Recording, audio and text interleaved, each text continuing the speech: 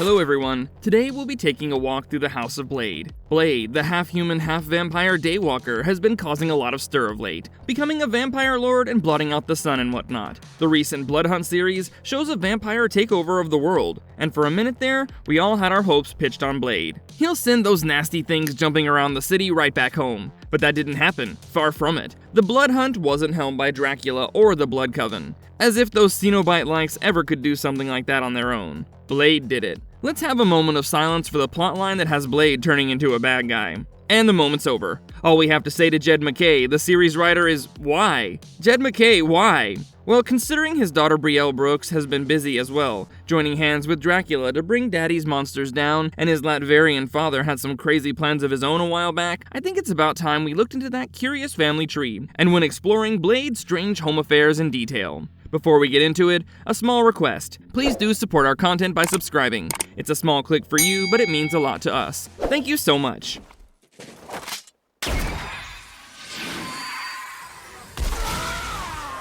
Blade, an introduction. If you've freshly returned from a space mission that took about 50 Earth years because of time dilation, we'll give you a short lowdown on who Blade is. Blade is a Dhampir, which is a half-human and half-vampire, and has been a vampire-killing machine since his youth in London. While he has a stacked resume on taking care of the evil vampires out and about, there's been a lot of new development with him recently. For starters, he's turned vampire lord in the current Blood Hunt series. We didn't see that coming, but there may have been some clues or setups that we missed. Blade and Dracula have been pretty friendly lately. Blade also gained an incredible amount of extra powers in the Brian Hill's Blade series, after drinking Dracula's blood. He already had super strength, speed, reflexes, and so on like other vampires, but now he has some sick shape-shifting abilities, like turning into a swarm of bats, or a big scary wolf, or even soft white mist. Since that blood cup Blade drained, something about his innate character changed, and he struggled with that throughout the series. Blade was also wielding the Lightbringer sword, which he felt he had a handle on, but it was not a nice sword. It's a mean one. The sword shared its name with Lucifer, the devil himself. That can never be good.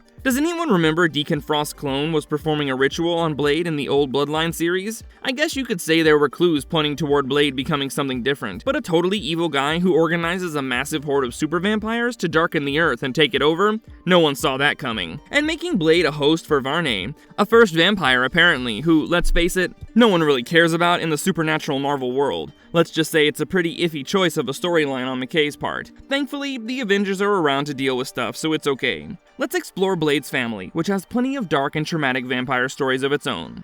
Lucas Cross, father. Lucas Cross was a member of a secret society, the Order of Terra. He was from Latveria, but he hastily sent his pregnant wife, Terra Cross, to England before he was taken prisoner somewhere in the 1920s. He was imprisoned for a crime not of his making, while he was suffering from cancer. He was at the end of his life and wits until a fellow inmate gave him a way out of his misery. He was a vampire, and he converted Lucas into his own kind. Together they escaped prison. Lucas gained all the abilities of a typical vampire, that is, superhuman speed, agility, strength, and immortality, but he never really got used to being a vampire. In 2007's Blade issue number 7, Lucas finds Blade in the modern-day timeline and reveals that he is his father. At this time, Lucas has become hell-bent on undoing his and everyone else's vampire condition, and he believed in a wishy-washy prophecy that said that Blade was the person who held the power to return the vampires to their mortal souls. But to do so, he had to drink the blood of a virgin. Lucas got so desperate for his son to fulfill the prophecy that he chained him up next to a young girl and let him starve so that he may do his bidding with mounting hunger pangs.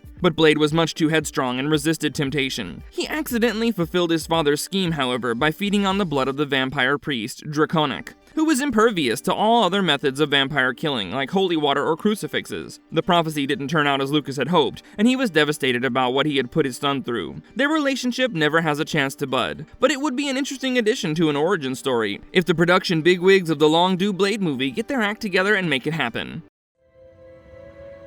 Eric?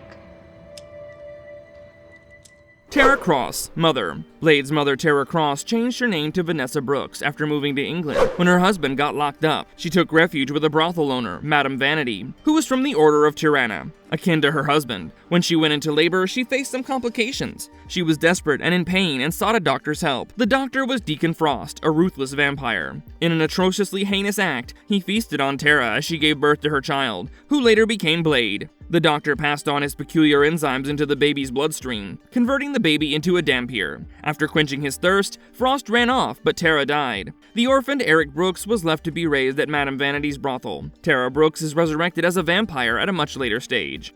Jamal Afari, foster father. Eric had a rough upbringing. While growing up on the streets of London, Eric bumped into an American vampire slayer, Jamal Afari. Jamal Afari was from Harlem, New York. He lived out his childhood on rough, uncaring streets, and often encountered vampires. So he began to take them on and learn the tricks of the trade, how to defeat the blood-sucking predators. He became good at killing vampires and got plenty of them in to protect innocent people. Once he even locked horns with Dracula, the ancient vampire himself, and escaped the entanglement alive. But as he got older, he no longer had the steam. He became a jazz musician and earned a peaceful living until he got hooked on narcotics. He was hospitalized for the drug problem but slowly got better. And this is when he met young Eric Brooks. Eric saved Afari from being killed by a bunch of vampires. After Afari learned about Eric's past, he took him under his wing and began to teach him how to control his powers and kill vampires. They began to live together at Madame Vanity's brothel. Jamal was like a father figure to Eric. In fact, he's the one who essentially turned Eric into Blade. He taught him how to hunt, fight, and kill vampires, and Blade learned it all to the T. Eric dressed himself like Afari and named himself Blade after his double-edged titanium sword, his weapon of choice against vampires. But it didn't end well for the de facto father and son duo. Blade mistakenly killed a deranged man, thinking him a vampire, and Afari took the fall for his crime, sending Blade to sail off to New York. Saffron CDer. Saffron is Blade's longtime lady love, and their story is filled with such sweet sorrow. Blade used to play trumpet at a nightclub in London that Saffron frequented. One night as he played, a pimp called Ponce began to bother Saffron. Blade gallantly intervened and sent the creep packing. After that, they got together and fell in love. While Saffron was a supportive girlfriend who appreciated how Blade was helping people from the vampire trouble, she had her moments of frustration with Blade regularly leaving to take care of his business. Later on, Saffron moved to the US to be with her beau. After Deacon Frost, the very vampire who made a Dhampir out of Blade, was defeated, Saffron convinced Blade to hang up his swords and retire. And when Saffron got pregnant with his daughter, he tried his best to be a family guy. But it never fully worked, and they gradually drifted apart. Sometime after Saffron gave birth to Blade's only child, Brielle, she moved to New Orleans for work. They did get together once again when a revved-up Deacon Frost came into New Orleans and made dirty work of it by trying to capture the mafia crime scene. But Blade and Saffron's relationship didn't last. Saffron ultimately moved to Atlanta, where she has lived with Brielle ever since. Belle Brooks, daughter. Belle Brooks is Eric Brooks and Saffron CDer's beloved daughter, also known as Bloodline. To start with, Brielle didn't seem to exhibit any signs of being a Dhampir. She had no obvious power stemming from her quarter vampire blood. In Bloodline, Daughter of Blade 2023, issue number 3, Blade explained his worries over Bree. His stature as the great vampire slayer was a boon and a curse. While many bloodseekers avoided him for obvious reasons, many wanted a piece of him, also for obvious reasons. They hated the Daywalker. Now, in a world infested with magic and monsters, if anyone truly wished to locate Blade or his family, they could. They may even be tempted to use his daughter as bait to hook him. Blade wished to give Brielle a normal everyday life, and he approached the Sorcerer Supreme, Dr. Strange, for the job. Dr. Strange did a ritual that hid Brielle entirely from the supernatural underworld. No one would be able to sense her, keeping her altogether safe. As an add-on, Strange's spell also kept Brielle's powers from manifesting within her. Only when Dr. Strange died in the Death of Dr. Strange 2021 series did the spell keeping Brielle safe from the supernatural underworld come undone.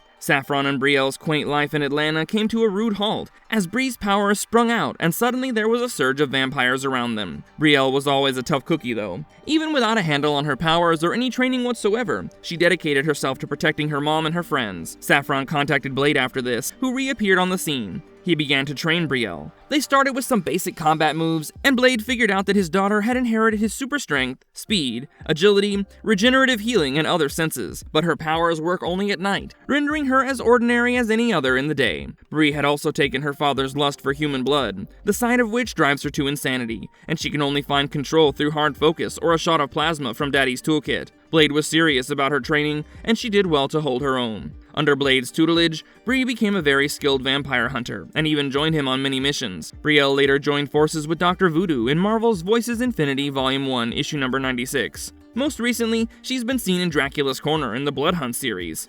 Marvelous Verdict. Blade was never going to have a normal life or a normal family. They're a peculiar bunch, albeit Saffron, who seems as sweet and supportive a girl next door as they come. But Blade has a lot of unsavory history, with his vampire dad's issues with the vampire kind, and his mother getting brutally violated while giving birth to him. Is it any wonder he became a vampire slayer then? Now, we'll totally desist from discussing what he's become in the Blood Hunt series and look to brighter pastures. We're still due a Blade movie, and besides all the delays and writer-director changes, we still have the amazing Mahershala Ali in the lead, which sounds very promising. We hope this film, slated to release on November 7, 2025, will dive into Blade's origin enough to show his parental lineage and more of his family. To end the video, let's open a discussion on Blade's role in plunging the world into darkness in the Blood Hunt series. Are you cool with Blade turning supervillain for a mega twist, or do you wish the story had gone differently? Let us know in the comments, and if you like this video, please let us know in the comments and subscribe to us if you haven't already. Bye for now, take care!